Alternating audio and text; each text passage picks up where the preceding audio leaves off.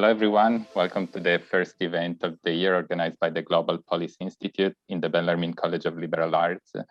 My name is Gabriele Magni. I teach in the Department of Political Science and International Relations, and I'm the director of the Global Policy Institute.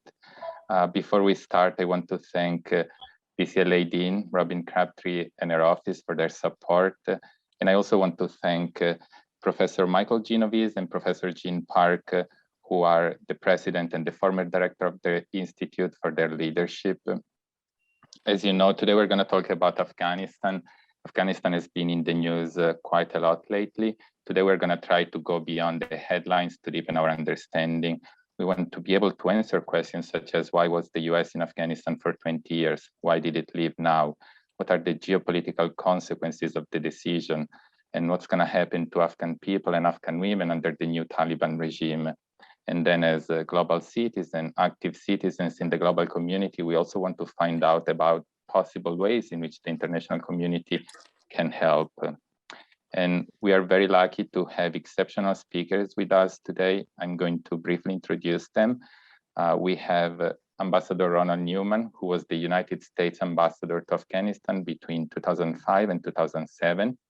Previously, he also served as Deputy Assistant Secretary of State, and he was ambassador to Algeria and Bahrain. Ambassador Newman also served in Iraq in 2004. Currently, is the president of the American Academy for Diplomacy. Welcome. We have Heather Barr, who is the Associate Director of the Women's Rights Division at Human Rights Watch. Barr previously was the Afghanistan researcher at Human Rights Watch. She also worked for the United Nations in Afghanistan. She has done extensive research on topics such as violence against women, child marriage, girls' education, and many more. Welcome. The moderator of the event is Declan Tomlinson, who is a student at LMU and is also a research fellow at the Global Institute. And before I turn it over to Declan, I also want to thank Matt Lamantia, who also is a student at LMU. He's a research fellow at the Institute, and he greatly helped with the organization of the event. Thank you, everyone, for joining us today. Declan, the floor is yours. Thank you, Professor Magni. And thank you again for all the speakers for joining us today. I think this will be a really interesting discussion and very timely. I want to start and just ask a more general question. And I can start this off with Ambassador Newman. Why was the U.S. in Afghanistan, and why was the U.S. there so long to begin with? Thank you, Declan. I think the answer is very simple, but the working out of it is very complicated, a bit like Clausewitz said about war. The United States went into Afghanistan because the Taliban refused to hand over al-Qaeda, which had carried out the attack on New York on 9/11. Having gotten into Afghanistan, the American government found itself with the problem of how to get out. And that was the problem, and I'm really simplifying, we only have an hour, but that was the problem that fundamentally bedeviled every administration. So the Bush administration began thinking it wanted nothing to do with nation building, democracy, or anything. It had moved to a much more pro-nation building democracy policy by the end. Obama came in saying absolutely no nation building, and then of course did a great deal of it and so on. But the fundamental problem was, if you didn't want to leave just leaving a mess, going back to warlords and killing, then you needed to find some way of doing something, putting in place something minimally stable. And that was what not just America, the Bonn process was led by the UN, but that was what they tried to do. Now that had a lot of problems, all kinds of issues. But the notion that we went to Afghanistan or that we stayed to build democracy, I think that is a huge oversimplification. There were certainly democracy programs, and there was end of the Bush administration was probably the period where we talked about that the most. But as I was ambassador from 2005 to 7, which is in the Bush administration, I can tell you that we were not seeing ourselves as democracy builders as a fundamental purpose, The question was, how do you get the government to be sufficiently representative that it can hold on? And also, how do you get the military to the point that it can hold without us? And that was a shifting discussion for two reasons. One, of course, the situation kept changing. The insurgency got worse. And the other was that Iraq sucked up most of the attention from 2003 on, so that those things which we could see were needful, we couldn't do in many cases. That's a very oversimplified version, but I've taken more than my share of the starting time here. Yeah, thank you for briefly explaining something that's very complicated to explain in general. I'd like to shift to our other two panelists and kind of hone in on this question more and ask, what did the presence of the US in Afghanistan do for Afghan citizens? How did it affect their lives? And I'll just add a bit about how women's rights was used to sell the war as a really important one, even though I think we all understood that this was not a war for women's rights. It was certainly sold to US taxpayers and voters that way. And I remember that very clearly. I was living in New York City when 9/11 happened. And I remember the media coverage, the propaganda very well, the billowing burqas and how, the Laura Bush speech that you've mentioned, of course, that was a key moment. And that happened in other countries as well. The UK, France, you can look at all the countries that were sort of key US allies in the military intervention, and they were all using some of this rhetoric. And I think it's important to mention now because I think this is a moment when the White House doesn't seem to be feeling much responsibility for what happens with women's rights in Afghanistan. And I think that there is an obligation because of that history and because of how women's rights were talked about in 2001. On the issue of state building, I agree with the ambassador that, there was always this ambivalence within the US government and this kind of pendulum swinging back and forth about, was that the goal or wasn't it? But on the ground, it was very clear that that was certainly a goal. I was working for the United Nations in Afghanistan from 2007 to 2011, and we were drafting laws. I joked about it. I had an entire meeting once about how the US Embassy wanted the UN, because I was working for the UN, to be producing law books that were the right dimensions to fit the bookshelves that the US was buying for the courthouses. If that's not state building, I don't know what is, but I also think that state building effort was not done particularly well. I think that Ursula's talked about some of the unsavory partnerships that the US entered into early on, and I think that poisoned the whole effort in some significant ways. I think that the issue of corruption was never dealt with very well and had a really corrosive impact on the whole project, and certainly on the perception that Afghan people had about the government.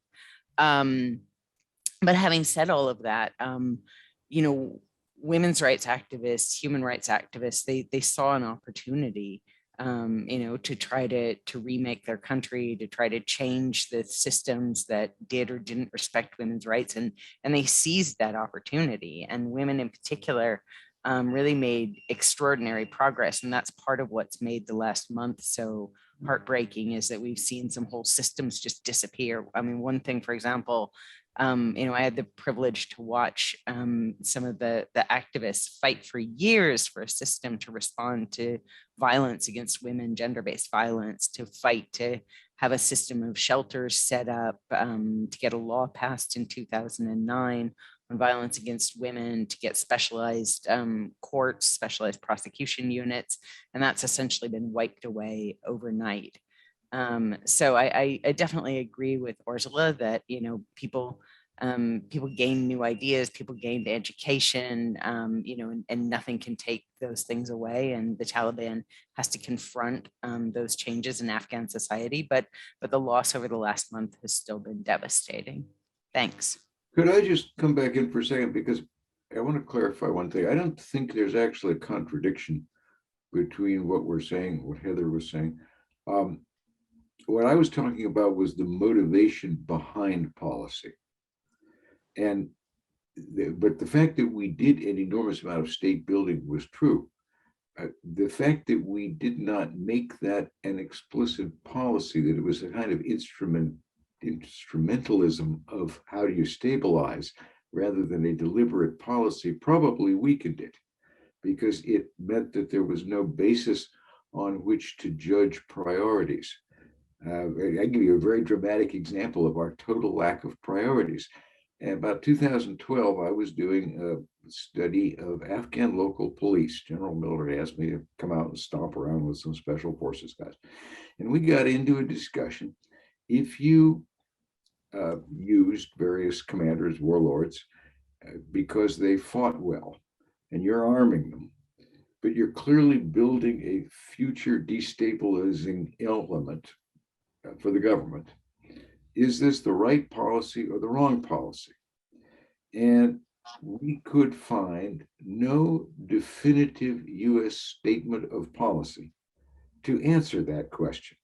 We obviously had an argument about it. I was in favor of, long-term stabilization of government, and they were in favor of winning the war right now. But the point is, we couldn't find a coherent US government statement, and this is 2012, we've been there 12 years, to actually tell you which priority was higher. And that kind of incoherence at the national level really bedeviled what we were doing, because diplomats would have one view and military commanders would have another, given their priorities. The whole US government system, when you think who's in charge, at what point do the civilian and military chains of command come together? And the answer is the President of the United States. There is no lower point in our system where one person has the authority to rule over both. And so you get a lot of incoherence out of that. So anyway, what I was talking about was the driver behind, but I totally agree that we did all these things and that they had huge results, so that we've had an absolute disaster with what's happened. And the only kind of faint hope is that a lot of these seeds that have grown up in 20 years of the younger generation of Afghans that are incredibly impressive, is that they can't be totally repressed, and that they will somehow find a way to keep taking root and coming back and flowering. But it's a nasty, bitter process, and it's going to be a long one. And I feel very, you can tell I'm out of government, but I feel very strongly that we are taking no responsibility for the consequences of our action and for breaking promises. Thank you for that answer. I would like to kind of build off of what you were talking about with the younger generation now, who's kind of grown up during this democratization in Afghanistan.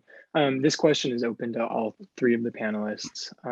Today's Afghanistan is a very different country from the one the Taliban had when they ruled in like the 90s. 60% of the population is under 25 and have come of age during a time of mixed classrooms with female students and uncovered women and Snapchat social media.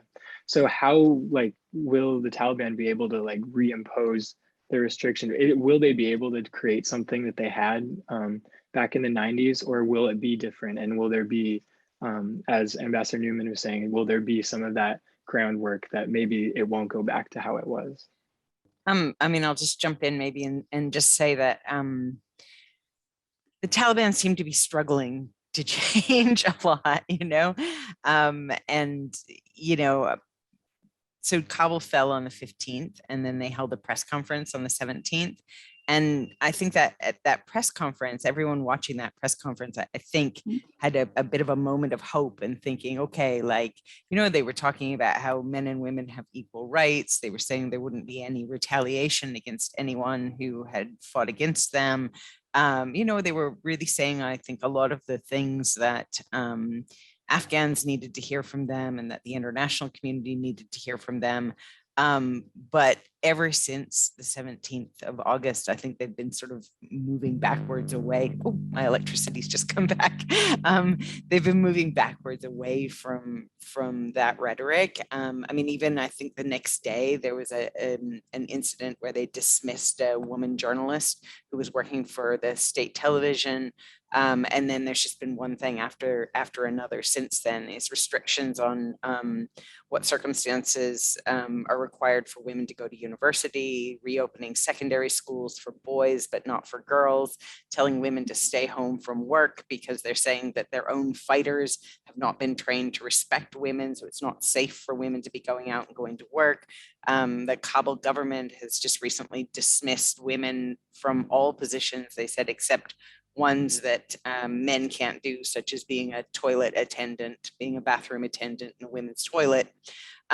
So I'm banning women's sport. I mean, I could go on and on and on. It's a very long list at this point. And so I think that, you know, I really appreciate Ursula's kind of optimism or stoicism, whatever the right word is, maybe stoicism more than optimism, but that, you know, Afghans have survived so much and they'll survive this too. But it's a very dark moment for a lot of Afghans who, you know, had fought so hard for a brighter future for their country. And we've just published a short report this morning about and the experience of some kind of high profile women in Herat in the western part of the country. And they sort of talk about how, you know, their access to education, their jobs sort of vanished overnight, their freedom of movement. So even some of these rules that the Taliban is saying in Kabul that sound a little bit more moderate than 2001 are not necessarily actually being followed by Taliban officials in other parts of the country, which raises a real question about, you know, to what extent the leadership of the Taliban are able or willing to control what's happening across the country. So I'll stop and let the ambassador talk.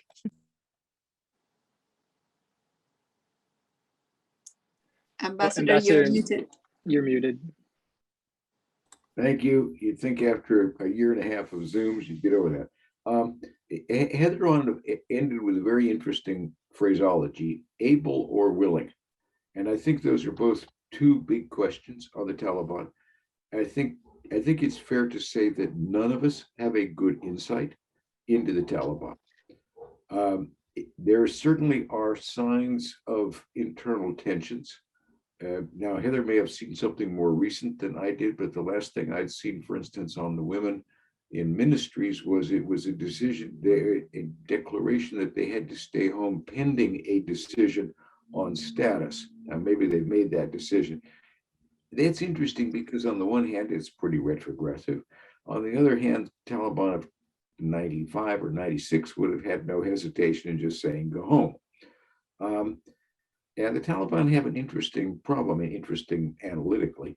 There was an article in the Washington Post a couple of days ago interviewing a number of Taliban in the street. And 2 or 3 of them were saying, well, you know, this peace stuff, it's okay, but, you know, I joined for jihad, and am I going to be a martyr if we have peace? Well, if that's the population of your fighters, they're not easily going to be sold on the notion that, you know, it's time to let the women all come back to the ministries, even if the Taliban leadership thinks it should do it if for no other reason than to unlock Western aid. And the Taliban I'm not sympathetic to them at all, but don't mistake, but I'm just trying to look at what they're dealing with as we try to understand them, which we're going to have to try to do in order to figure out what we can get out of them. They have a particular problem. You have the Islamic State, ISIS or Daesh, and most of their fighters, not all, but many of them, are ex-Taliban. So you have a pole to which people can move from the Taliban movement if they think their own leadership is not sufficiently radical. I don't know how deep that problem is, but it's one that will constrain the Taliban. We also have the problem that the leadership of the Haqqani movement is probably more ideologically radical even than the Taliban. At least that was what some of the writings of a couple of years ago were certainly alleging about the changeover of leadership from from Jalaluddin to Sirajuddin. So this is going to be really rough because we all need to press on the Taliban for opening up. We need to find every way possible to keep alive the sparks, the embers, whatever you want to call it, of what has been done by tremendously courageous Afghan men and particularly women who have taken enormous risks for what they've built. But we have to be very realistic about what's going to be possible as well. That is not a very encouraging statement, and I didn't mean it to be. So I guess I'd like to build off of that also and just ask, is there any viable resistance in Afghanistan right now against the Taliban? I know in like the US and on all the news outlets, people were surprised at how quickly the Taliban came through after the withdrawal. And so I guess just what does that look like now? Is there any form of resistance or yeah? I'll make one comment. When I was in Kabul last, which was the beginning of July, there was an active resistance going on in a number of places in Takhar, in Jawzan, even in Nimruz, in Herat. The government did not do a decent job of supporting it, and I don't know how effective it could have been, but I know that they didn't do what they could have done to support it, and it flickered out. Now, right now, you've got maybe some embers left in the Panjshir. People are talking about, oh, you ought to support us.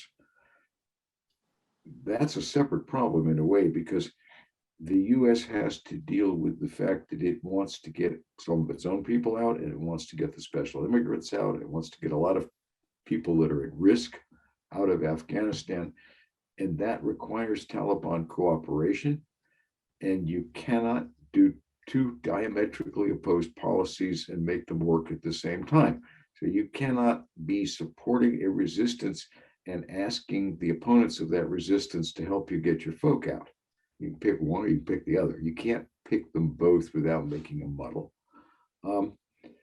Right now, they're contradictory impulses. A lot of people really, really want peace. I mean, you saw that in the peace marches, the people who marched from Kandahar to Kabul, these kind of things. But they also want a continuation of healthcare that they've gotten used to. And they want a continuation of education, including for girls. So these things may change over time. A lot of people are in shock over the conquest. So right now, I wouldn't expect a whole lot of resistance to spring up, but there are a lot of reasons that it could spring up. And the Taliban, that's part of their problem of governance. They fought a war. They've never governed anything. And somebody joked that it's a little like the dog that chased the bus. Now it caught it. Just add to that and say that one other kind of form of resistance that, we've seen step up a lot in the last month is women's rights activists.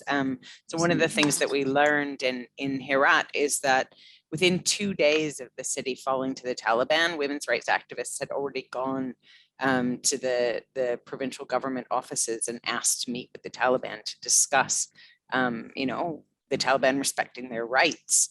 At first, I think they were turned away, but then someone agreed to meet with them. The meeting did not go very well.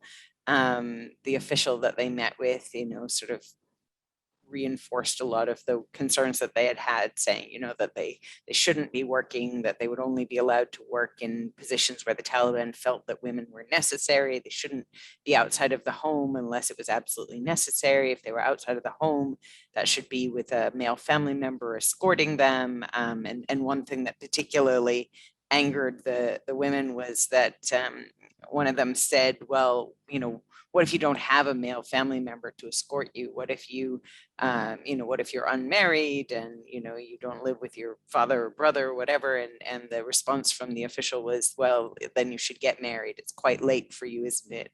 You should be married by now. So, and then they had another meeting with a different official, which was friendlier, but also did not lead to any commitments about protecting their rights. And that's the point at which they decided that they would have to organize a protest.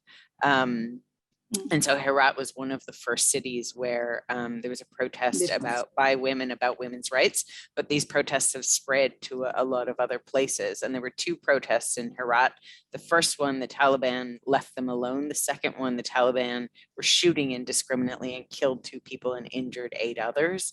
And there's been a lot of footage of Talibs beating women protesters in different cities and intimidating them and shooting in the air. There was a terrible incident in Kabul where 2 journalists were beaten very, very badly because they were covering a protest about women's rights by women's rights activists. So I think, it's going to be interesting to see what happens with those protests. The Taliban also made an announcement that protests were no longer allowed without prior authorization from the Ministry of Justice.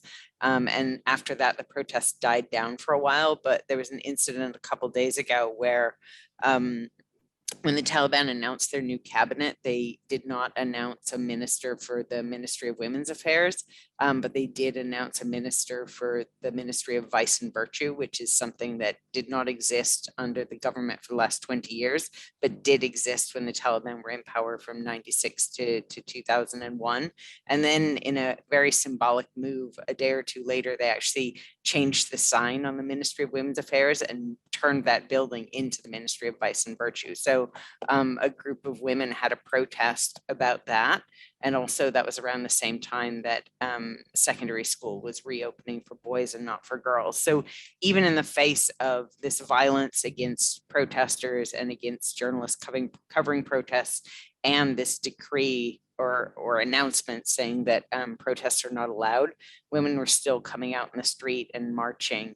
And so, I have a lot of fears about what could happen to those women. I have a lot of fears about, how much violence the Taliban might respond with eventually. But I also think that, this resistance movement, it has its roots in 96 to 2001 as well, when, women ran a lot of underground schools and did a lot of kind of organizing and working together and protecting each other during a very, very dark time. And so, that's a kind of muscle memory, I think, that people will go back to now that it's necessary again.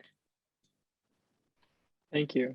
Thank you all for those insightful answers. I have 2 more questions, one for Ambassador Newman and then for the other panelists, and then I will open it up for a couple of Q&A questions with the students.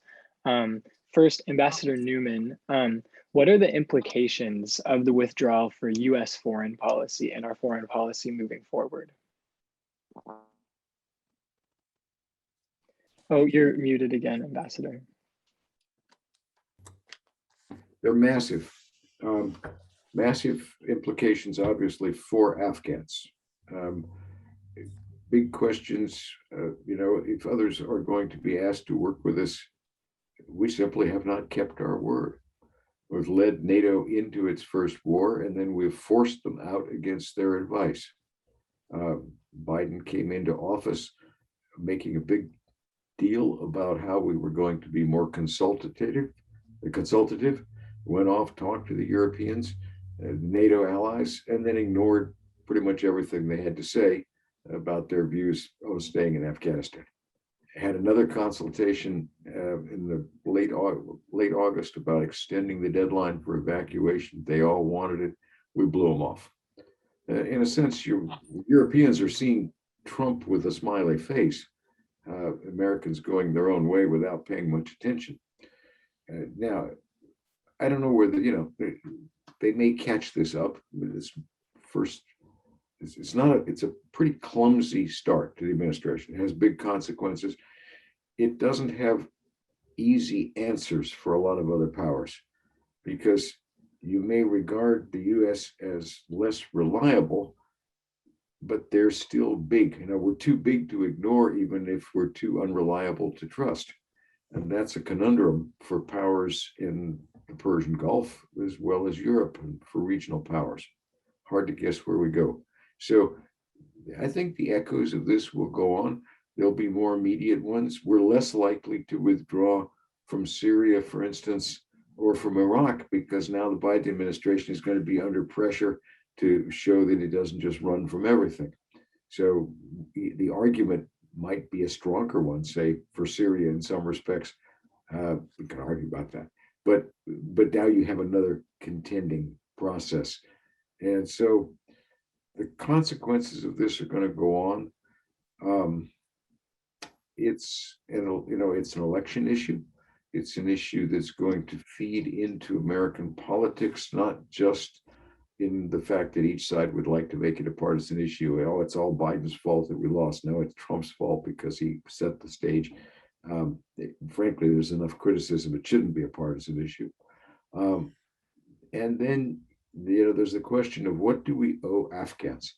Not just the special immigrant visas, the people who fought for us, but all the women and the men who led civil society organizations and democracy organizations and judges and teachers and television producers who bought into what we were teaching and preaching and paying for.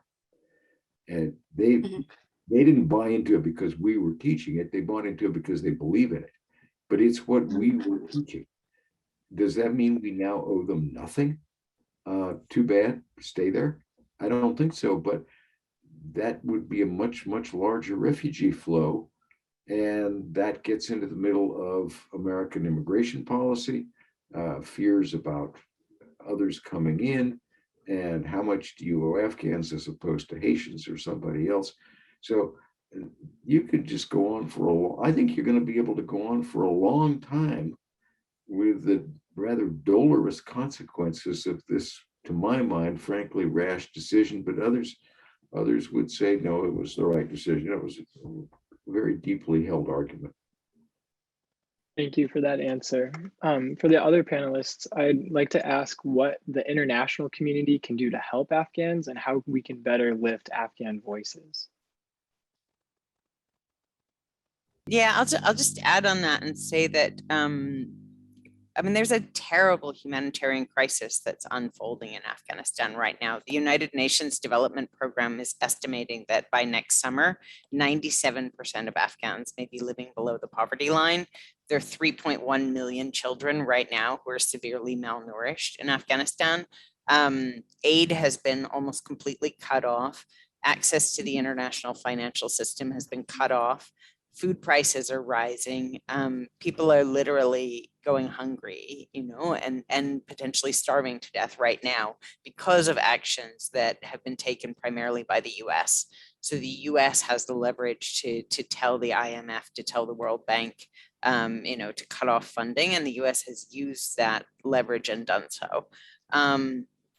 And all this discussion about, will the Taliban allow education or not, will actually be irrelevant if the schools have all closed down and the hospitals have all closed down, because none of the staff are being paid, none of the doctors are being paid, none of the teachers are being paid.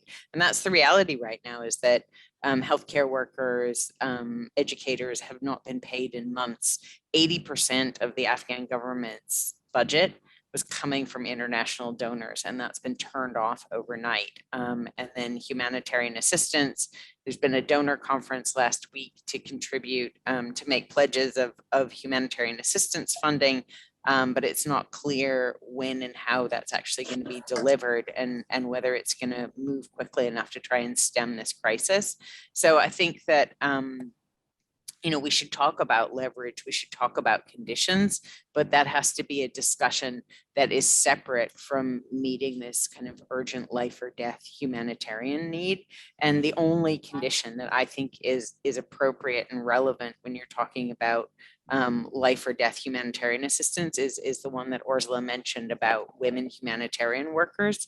And this has been a very contested issue in the last couple of weeks, because the Taliban has definitely been trying in many parts of the country to send women humanitarian workers home and say, well, you can send a male family member to do your job or something like that. And we know from tons of research all over the world that you cannot deliver humanitarian assistance to women-headed households, et cetera, without having female workers helping to deliver that assistance. So I do think that that's a condition where the international community needs to have a firm and consistent position. And one of the problems that's been happening in recent weeks is that different organizations have been taking different approaches on that, and donors have sometimes been pressuring aid organizations to just go ahead and deliver, even if they have to do so without having any women involved, even if the cost for doing that is them excluding their women staff. And so I think there's room for some more principled behavior on that. But then on the issue of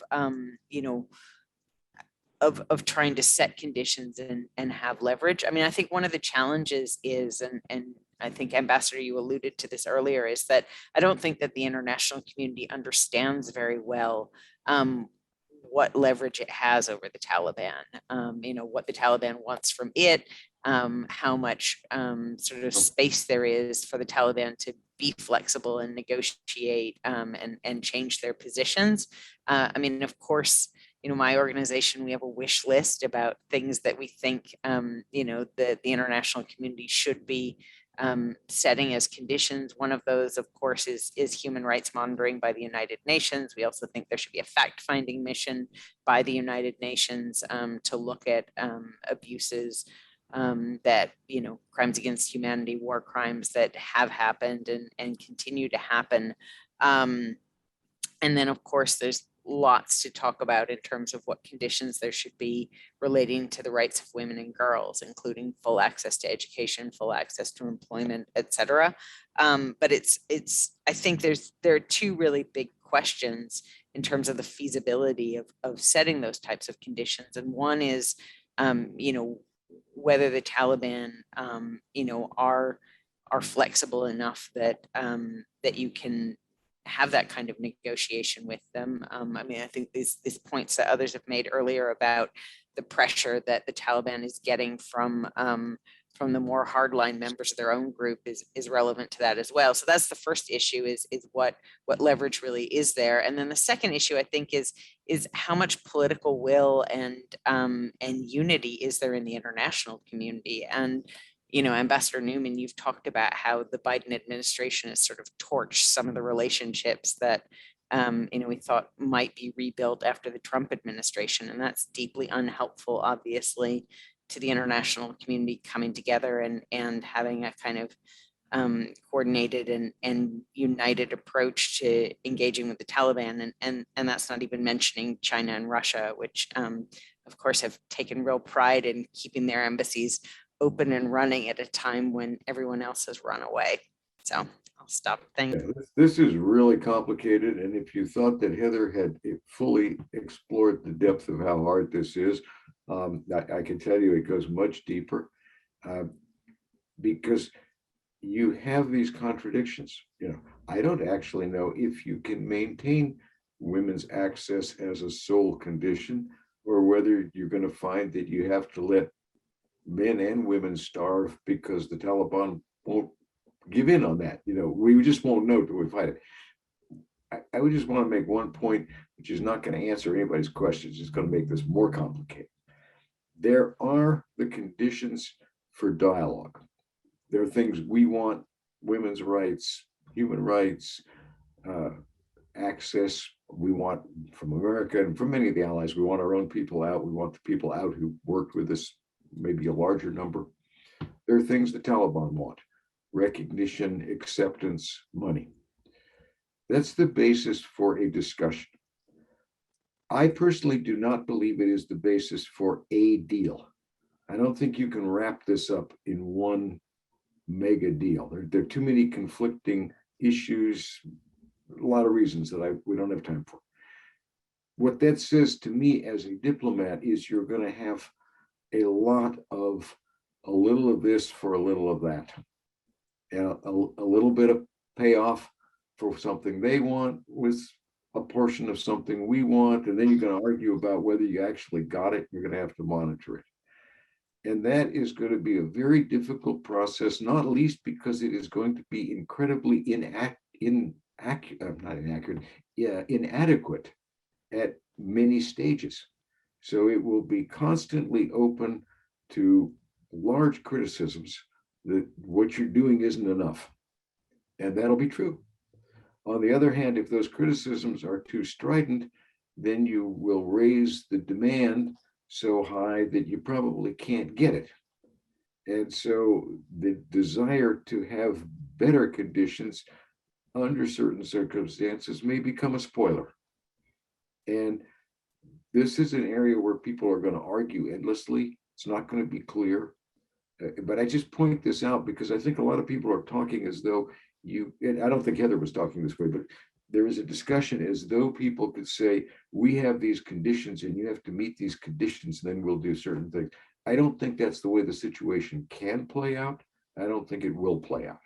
I think it's going to be much messier and subject to a lot more criticism, but that is probably the only way to get incremental progress will be on this kind of incremental process. But, others could have a very different view, and that's fine.